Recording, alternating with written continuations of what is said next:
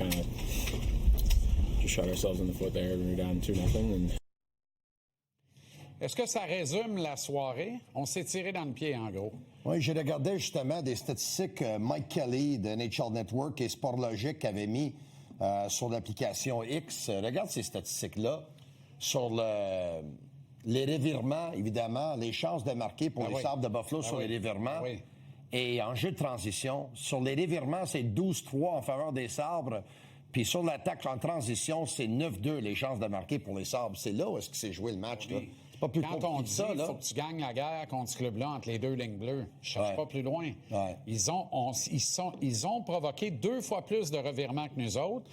Rendu là, j'étais surpris. Moi, j'aurais vu après la game 80-20 que j'aurais pas tombé en bas de ma chaise. Mais on a quand même perdu 60% des batailles à 1 contre 1.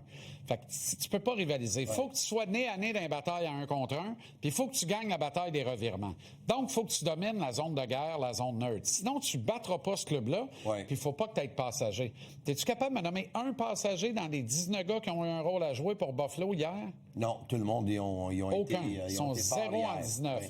Par contre, on peut... Le quatrième trio était vraiment bon, là, Kozak avec Mallenstein et Greenway. C'est le troisième qui nous a battus. C'est le troisième, évidemment, qui a battu. Mais pour moi, le troisième n'est pas un troisième. Pour moi, le troisième est le deuxième trio des Sabres de Buffalo. Alors que nous, on n'a même pas de deuxième trio, puis qu'on a un premier trio qui est absolument nul et non avenu. Et malgré tout, on ne s'est pas fait déclasser. Mais, Slack, on n'est pas là, là. On n'est pas là. Moi, il y a quelque chose qui me dit, là. Tu sais, c'est Lindy Ruff qui coach. Fait que la donne, là, après 2 périodes à 4-2, là, c'est des boys. Tranquillou. On les laisse venir, puis on protège. On joue la bonne petite game. Oh, c'est sûr et certain, ils ont enlevé le pied du pédale dès le moment qu'ils étaient en avance 4-1. Voilà. Alors, on est d'accord que si le Canadien fait 4-4, Buffalo fait 5-4. Là. Buffalo pèse sur le gaz, fait 5-4. On est d'accord. C'est sûr qu'ils ont enlevé le pied du gaz. Alors, il n'y a aucun doute là-dessus. Alors, il faut le dire, parce que ça appartient à la vérité de ce match-là. Écoute, il y a plusieurs vérités. Personnellement, je ne m'attendais pas à ce que le Canadien gagne hier soir. OK? Moi non plus. Moi non plus. OK. Mais je ne m'attendais pas à avoir 8 passagers sur 19. C'est beaucoup. Les meilleurs joueurs des Canadiens se doivent d'être leurs meilleurs joueurs. Puis hier, Lane Hutson était en constante bataille avec la rondelle. Ça a été une soirée très difficile pour lui. Lui qui l'a avoué aujourd'hui, il a dit « J'ai comme l'impression, oui, la rondelle m'a pris des mauvais bons, mais je dois faire mieux. J'ai comme l'impression, j'ai laissé tomber mes coéquipiers. J'ai comme l'impression que j'étais le seul passager.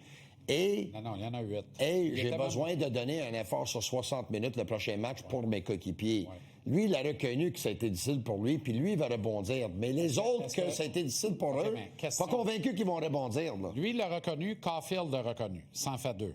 Slav, l'as-tu reconnu? Slav était pas pire hier. Pas été bon.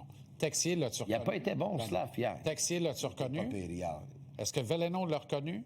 Est-ce que Dobson l'a reconnu? Est-ce que Mike Matheson l'a reconnu? Est-ce que Caden Goulet a reconnu qu'il voulait, mais t'es pas capable? C'était tout croche. Il semblait étourdi. Un moment donné, il va restituer sur la glace. Il était submergé, débordé. Tous ses temps de réaction étaient comme au ralenti. Goulet s'est fait brasser à Canis. C'est un moyen temps. Tu sais, sincèrement... Je pense que de tous les défenseurs des Canadiens, c'était le plus confortable hier soir. Moi, je pensais Jack High, mais Martin ne l'aime pas. Fait qu'il a joué 7 minutes. Ouais. Moi, Carrier était bon hier. Tu sais, les gens disent son gap était trop long, ça a bleu. Voyons, c'est un but faible de Jacob Dobèche, il faut le dire comme c'est pas les gens qui l'ont dit, c'est lui-même qui l'a dit. Là. Ouais, je comprends, mais Jacob doit arrêter, parce qu'il protège son goaler. Oui. Tout le monde le sait, la rondelle, il passe à travers le gant. Oui. Tony. Je suis d'accord avec toi. Ce qu'il a fait, là, il a dit, moi, j'ai confiance aux grosses pads, je me tasse, la shot est clear, il va l'arrêter. Je suis d'accord avec toi. Pour moi, c'est pas aussi pire que Vasilevski. C'est un mauvais but que Dobèche a donné, le troisième but. Ah oui. Mais il n'est pas à blâmer, Dobèche. Non, il n'est pas à blâmer pour cette défaite-là, mais écoute, tout le monde pouvait mieux jouer hier. Oui.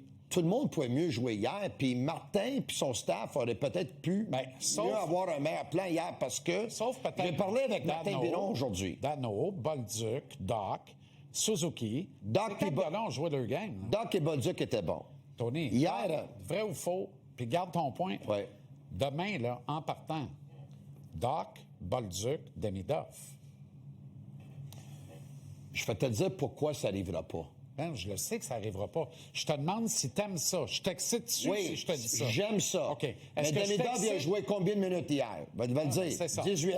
Doc puis Bolduc, ils ont joué combien de minutes? 18 à 2. 9. C'est ça. Donc, pour qu'ils jouent ensemble, il faut que l'entraîneur décide que le trio va jouer 15 minutes.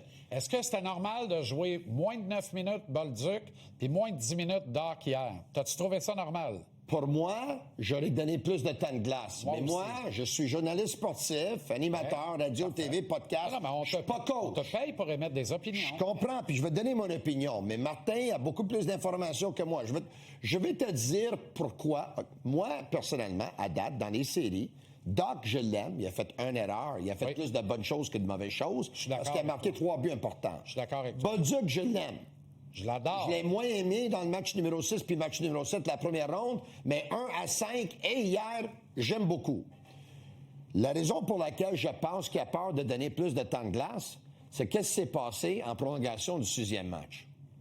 En prolongation du 6e match, je sais que tu l'as vu, Brandon Hagel à la rondelle à la ligne bleue, Kirby Dach se dirige vers lui, Lilleberg, lui, rentre dans le chemin, Dach bataille pas pour se rendre, Bolduc regarde Jacquet, je l'ai, tu l'as, il y a personne qui...